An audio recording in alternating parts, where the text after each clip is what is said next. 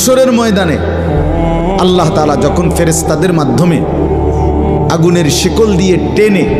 জাহান্নামকে হাসরের মাঠে এনে দাঁড় করাবে, মনে করেন এখানে আইনা রাখবে, আমরা সবাই তাকাবো, এরকম হাসরের মাঠে যখন জাহান্নামকে আনা হবে,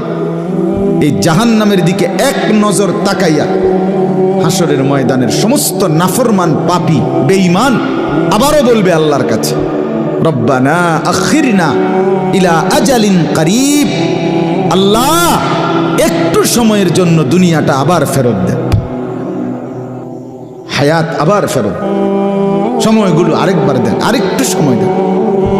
নুজিব দাওয়াতাক, আপনার সব কথা তখন মেনে নেব,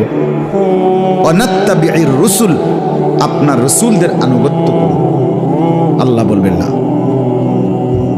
না বান্দা, এখান থেকে কাউকে আর ফেরত দেওয়া